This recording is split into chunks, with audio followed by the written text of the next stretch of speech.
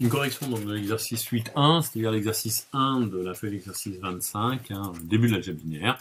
Un exercice, somme toute, simple, révision de questions vraiment de base, sans mauvais jeu de mots. Donc la situation est la suivante, E est égal à R3, et on s'intéresse à trois vecteurs, U, V, W, donc que je vous ai écrit, que vous pouvez lire, donc avec moins 1, 1, 1, et puis le moins 1 qui se balade entre U, V et W. Donc on va montrer que UVW est une base, puis exprimer les vecteurs de la base canonique dans cette base-là. Puis on travaillera avec un autre vecteur, ça ne joue pas sur grand-chose. Donc première chose à démontrer, la famille est libre.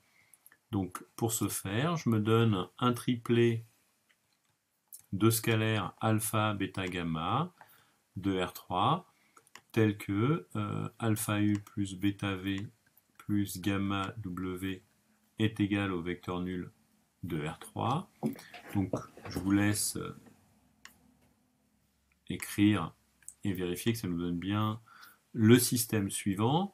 Moins alpha plus bêta plus gamma qui vaut 0. Alpha moins bêta plus gamma qui vaut 0. Alpha plus bêta moins gamma qui vaut 0. Alors, système que l'on va résoudre tout bêtement à l'aide d'un pivot. On peut remarquer des choses dès le début, mais c'est pas très grave. Pour le pivot, je prends le 1 qui est là, et puis avec le 1 qui est là, je vais l'ajouter la ligne 1 à la ligne 2, puis la ligne 1 à la ligne 3, de façon à faire apparaître des zéros ici. Alors, procédons. Lorsque je fais ceci, je garde ma première ligne, moins alpha plus bêta plus gamma qui vaut 0, et puis la deuxième ligne, mais je m'aperçois que alpha et bêta, les deux s'éliminent, et donc j'ai un 2 gamma qui vaut 0. Et en troisième ligne, la même chose avec un 2 bêta qui vaut 0. Ce qui me permet de conclure que donc alpha égale bêta égale gamma égale 0, alors en fait on commence par bêta et gamma, ce qui prouve que la famille est libre. Alors, pas besoin de montrer que la famille est génératrice pour avoir une base, puisque on va avoir l'argument de réduction de peine, argument que vous venez de lire dans le cours de ce matin normalement, vous n'aviez pas hier à votre atout, donc lié à la dimension. Donc cet argument, c'est de dire que le cardinal de U, V, W, qui vaut 3, est égal à la dimension de E. Et donc, on a l'argument que l'on appelle, je rappelle que c'est une notation MPSIA, dit de réduction de peine. Réduction de peine, dans ce cas-là, c'est quoi? Quand le cardinal d'une famille est égal à la dimension de l'espace, alors il y a équivalence entre les énoncés. La famille est libre, la famille est génératrice et la famille est une base. D'accord? Donc finalement, on a fini en ce qui concerne la base, puisque libre implique génératrice. Alors, si on faisait comme vous avez dû le faire en cherchant hier, c'est-à-dire sans avoir cet outil de réduction de peine, eh bien en fait, ça va vous donner quelque chose qui va nous servir tout de même pour la suite, donc que l'on va étudier. C'est-à-dire qu'on va essayer de montrer à la main que la famille est génératrice. On en a de toute façon besoin, on en aura besoin pour avoir l'expression des vecteurs. Si on devait montrer à la main que la famille est génératrice, on se donne un x dans R3, et x, on le décompose suivant ses coordonnées, donc je vais choisir de l'appeler x1, x2, x3. Alors, là, on travaille au brouillon, et donc c'est on cherche alpha, bêta, gamma, tel que.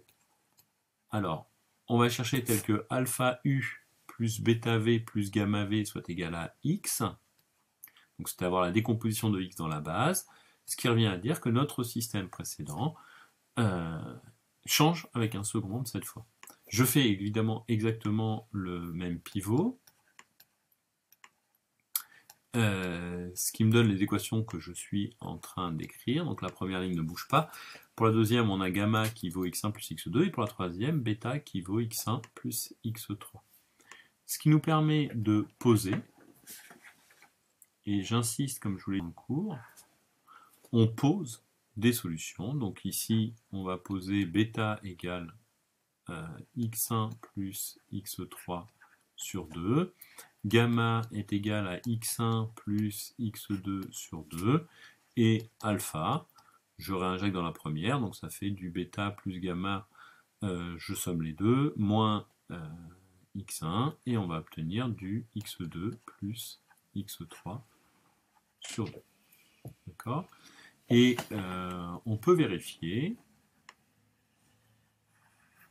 qu'en ayant posé ceci, on a bien alpha u plus bêta v plus gamma w qui vaut x. C'est-à-dire, un peu tôt peut-être pour conclure, donc même si on s'arrêtera généralement là, hein, mais donc on a bien montré que x, tout vecteur de R3 qu'on s'est donné au départ, appartient à l'espace vectoriel engendré par les vecteurs UVW. Donc la famille UVW est génératrice.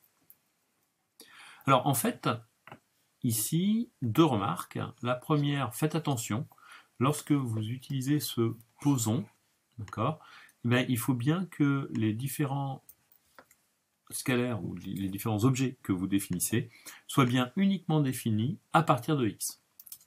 D'accord ?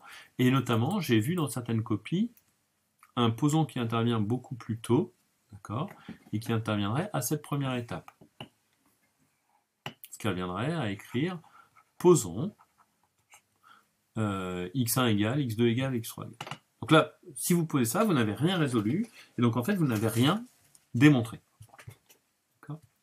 Alors, quel est l'intérêt d'avoir fait ceci ? Bien, on a en fait la décomposition de chaque vecteur, et en particulier, donc, il va suffire de l'appliquer à nos vecteurs de base. Donc nos vecteurs de base, si je prends E1, qui est le vecteur 1, 0, 0, bien, ce vecteur va s'écrire, je prends x1 qui vaut 1, x2 qui vaut 0, x3 qui vaut 0, donc 0u, plus 1 demi c'est bêta de v, plus 1 demi c'est gamma de w. D'accord ? Je vous laisse vérifier en faisant le calcul que ceci fonctionne. Évidemment, pour E2, ça sera la même chose avec cette fois un 1 demi de U, 0V et 1 demi de W. Et puis pour E3, on va enfin arriver à quelque chose de parfait illisible, 0,1. Donc on a 1 demi de U qui ne bouge pas, 1 demi de V et 0 W. D'accord ? Alors, en retenant ceci, pour répondre à la dernière question posée dans l'exercice, si je prends le vecteur 3, 2, 0, bien, soit je résous en prenant les vecteurs, les coefficients qu'on vient de calculer ici, soit j'utilise ce qu'on a fait à la question d'avant en disant que c'est 3E1 plus 2E2, donc plus évidemment 0E3. D'accord ? Donc, je vous laisse faire le calcul. C'est 3 fois 1 demi de V plus 1 demi de W, plus 2 fois 1 demi de U plus 1 demi de W. Au passage, je vous noterai que j'ai toujours des scalaires points vecteurs. Je sais, je suis tatillon avec ce genre de choses. Et donc, on obtient la décomposition. Une fois U plus 3 demi de V plus 3 demi plus 1, 5 demi de W. Voilà pour la décomposition.